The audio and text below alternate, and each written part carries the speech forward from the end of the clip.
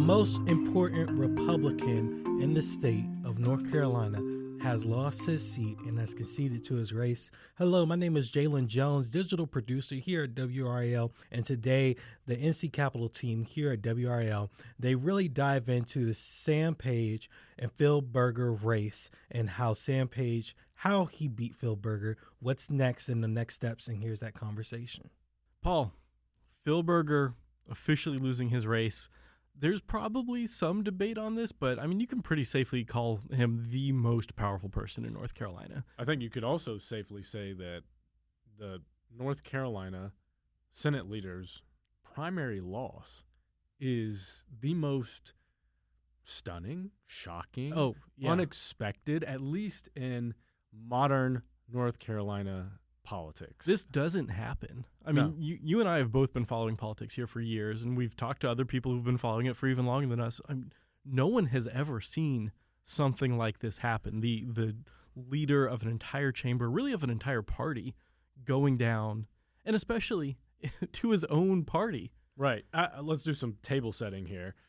Phil Berger this week finally conceded in his race against Rockingham County Sheriff Sam Page. Berger has been in the state Senate since, 2001. 2001. He's been the Republican leader since 2005, I believe. Yeah.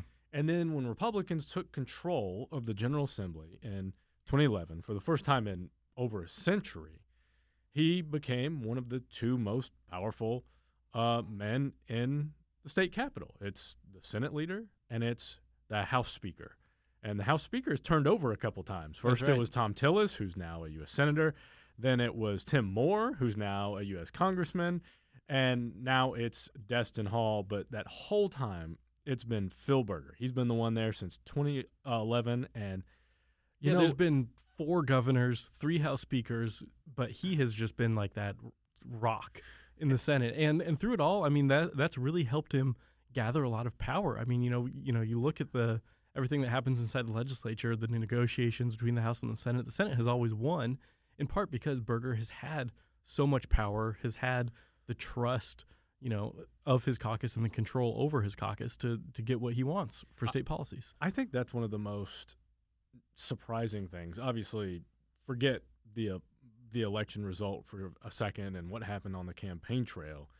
Berger, fair or not, was viewed as the most powerful man in that building. And regardless of what happened with state budget compromises and things like that, he was viewed as the one who had the control. And over the years, he's had these people in his office that go on to be disciples elsewhere. There's, Jim Blaine, a Republican strategist, used to be in his office. Now he works independently. There's Brent Woodcox, used to be his general counsel. Now he works for Republican State Auditor Dave Bollick as his chief of staff. His comms person, Bollick's comms person, used to be Berger's comms person. And so not only is Berger in this position, not only has he wielded the gavel, but he's had these disciples and he's had allies in that chamber. There's never been even an attempt at what some might consider like a coup there's no palace intrigue in the Senate. Yeah. No, there's not. It's Berger. It is him. That's it. They've never voted for someone else to be their leader. He's been an institution. I think that's the most shocking part of this is that, in the halls of that really weird building that we call our state capitol, I call it weird because of the layout. It's just so confusing. That's not the only reason it's weird, but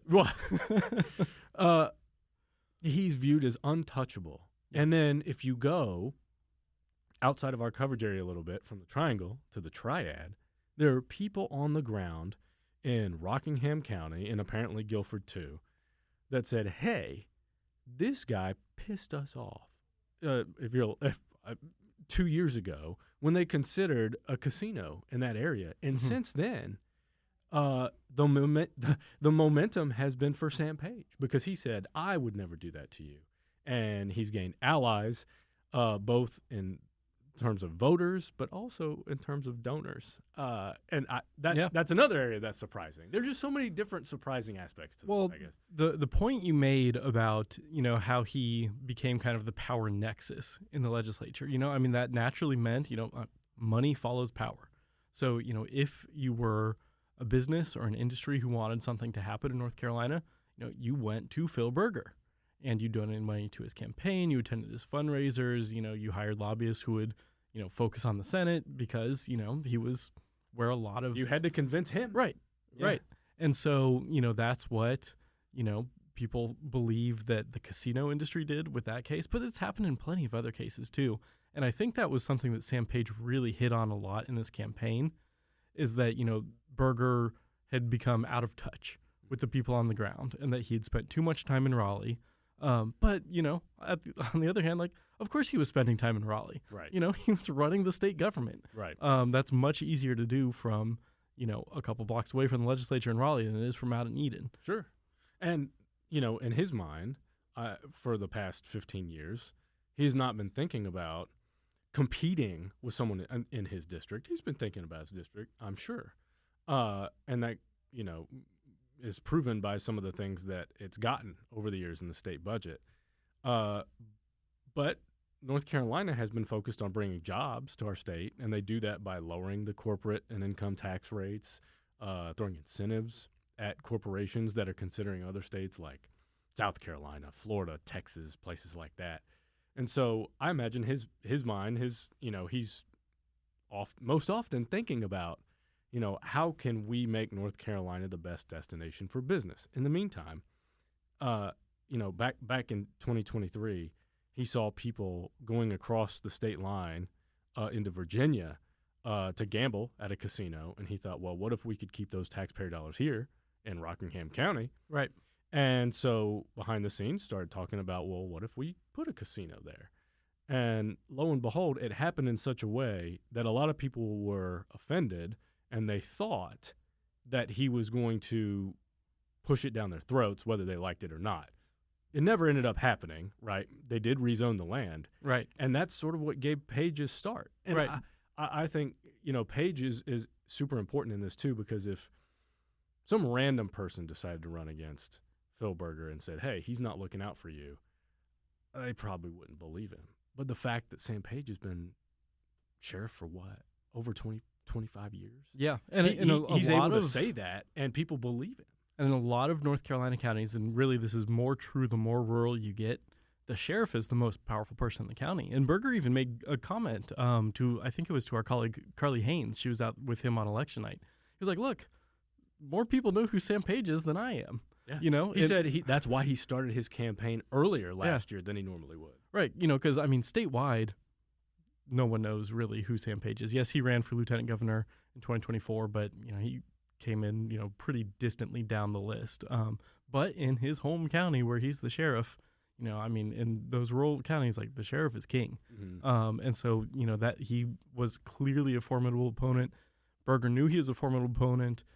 Other Senate Republicans knew he was going to be that too. And you actually had a really interesting scoop during, this race, really kind of the lead up to it, when we were trying to figure out, okay, will Page actually run against him? You reported that State Senator Amy Galey went to his house and basically pleading with him, hey, don't do this, because not just to protect Phil Berger, but because Berger's going to spend so much money running against you that, Republicans aren't going to have any money come November to defend against the Democrats who are trying to flip some seats. And actually just a couple hours before we're recording this here, I talked to Cindy Batch, who's the Senate Democratic leader. And, she couldn't hide how happy she was. Oh, I'm sure. At the millions of dollars that Phil Berger and the Chamber of Commerce and other GOP allies spent against Sam Page in this Republican on Republican primary that now they're not going to have in November when Democrats are gunning to flip seats in Rocky Mount, in Wilmington, and Concord outside of Charlotte. And, the Democrats are feeling pretty good about their chances now of breaking the supermajority.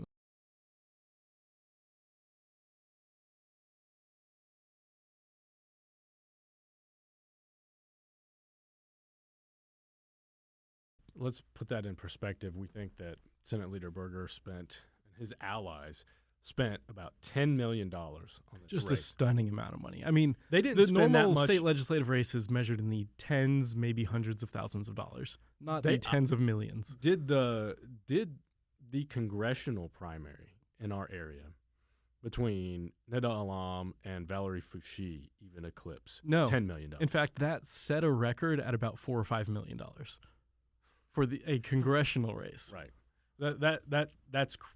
That's how wild it is. It's just mind-blowing. So if you're amounts of wondering, money. it's easy to think like, oh, well, surely political donors have, bottomless wallets. They can just pull out more. I imagine that Senator Amy Galey, the Republican, was thinking, well, even if they have lots of money, they may be less inclined to give it this year in what's expected to be a good year for Democrats. That's right. right. So now they see, okay, well, $10 million couldn't save Phil Berger. Like, how are we going to get these donors to give to the rest of us? I don't know what those conversations look like. That's a fascinating question. Yeah. But you had that really good scoop on that story. You've also been doing some reporting on looking ahead, okay, what's next? 2027 rolls around. They got to pick somebody to replace Phil Berger. Who's it going to be? It's going to be one of his top deputies. And you can go to the ncleg.com website, NCLEG, maybe it's .gov. It is .gov, and yes. Yeah. And just click on Senate and then look at leadership, and you'll see there's Senator Berger, and then there's the majority whip, and then there's the majority leader, and then all these people with different titles. The deputy president pro tem. Right. Yeah. And they basically, those titles just signify that they're the people closest to Phil Berger. And so we expect Ralph Heiss, who I think is number 2 in command, to run. He told me that last night that he plans on running. Michael Lee, another Republican senator, sort of hinted at his interest today on social media, saying, "Oh, I'd be open to it." I forget his exact. I think he said the timing isn't right now. Like, don't want to get out ahead of the eulogies for Berger, but that he would be interested. Yeah. Right. And then you have another guy named Todd Johnson and Amy Galey, who we mentioned earlier. They didn't respond to my calls asking for comment. I think I saw Johnson may have expressed interest to a different outlet, maybe out toward Charlotte. But I would bet my life savings it will be one of those 4. That's how confident I am.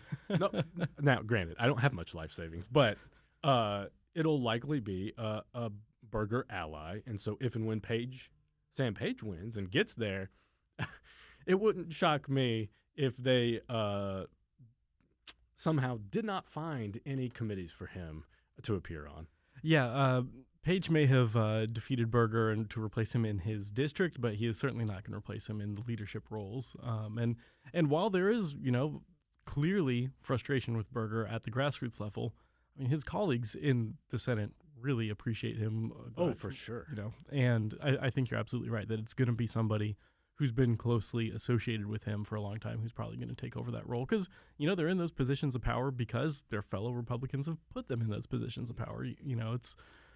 It's pretty easy to see, who the top front runners are. Right. And it's rarely going to be someone new for Senate leader or even House Speaker. It's someone who knows how things work in that building and who knows the lobbyists and who knows just the rhythms of state government. So it'll be interesting to see. We spoke with Sam Page, at least our colleague Caroline Yaffa did, I believe it was yesterday, after Berger conceded, losing by only 23 votes.